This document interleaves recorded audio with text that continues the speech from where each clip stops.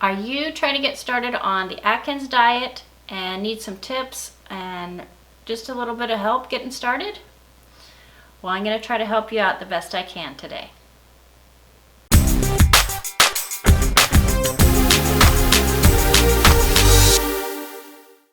Hi, my name is Lori, and this is Lori's Journey.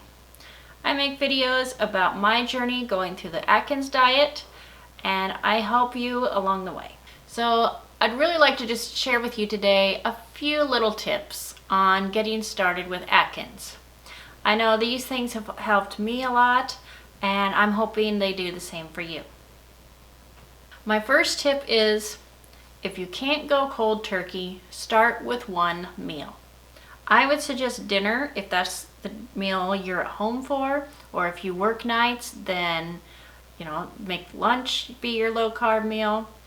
But if you just really are struggling getting going, just focus on one meal. I mean, you can find tons of low carb recipes. You can get a cookbook or whatever. It doesn't specifically have to be Atkins recipes, but you can calculate your carbs pretty good off of different things. I've found a lot of keto recipes which work for me, but you don't have to go fully keto either. But really just find a few good meals that you really like and just start with that. Start with the basics. It doesn't have to be anything hard. Just make some chicken or meatloaf, different things. And sub out, if you have a favorite recipe, sub out a few ingredients. That brings me to tip number 2. When you have recipes that you've made and you really like them, instead of using flour, use almond flour. If you're allergic to nuts, I'm not sure what other flours to use. Coconut flour is not the same, I know that, but I'm sure that you can find a different flour. Anyway, another thing is really try not to use real sugar. If you can use a sugar substitute, that would be my suggestion. If you're very sensitive to those, then try to limit your sugar as much as possible in your recipes. But really, the best thing is to be eating at home and to just sub out a few of those ingredients. That brings me to tip number 3. Meal plan. I'm going to be making a video very soon, and I'm going to share with you how I meal plan. And it's not as hard as you think.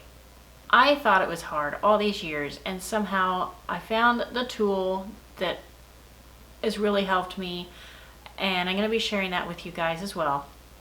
But whether it be pen and paper, or if it's just a service on the internet that you find, whatever works for you, it doesn't matter. But if you can find a way to meal plan, that is a really big recommendation for you that I have.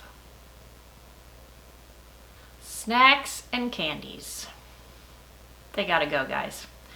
I know it's hard. The first 3 or 4 days, I was really struggling with that.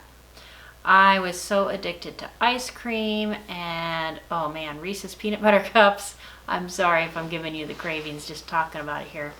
But those are 2 things that I really, really love and I miss. However, I am trying to work on finding a good recipe for peanut butter cups. They do sell some that are low carb, but they're a lot more expensive. That's the bad thing. But we do have some options. You can go to your grocery store, and I'm sure you've seen the healthy section where they have keto and different things like that. Atkins have some really good bars. That really helps with my cravings. When I just gotta have something sweet, I go and have an Atkins bar, and it really helps me out. My next tip is, if you get those cravings, if there's something you crave a lot of, get your substitutes and keep them with you. For us ladies, we can keep something in our purse or keep something in the glove box of your car, or if you work at an office, put it in a drawer or something. Keep a box at home. Just keep something healthy around that you can snack on. And of course, this one is pretty obvious, but really try to avoid eating out. I mean, there are options. If you go to a fast food place, you can always order a sandwich with no bun. A lot of people don't realize that, but you can do that.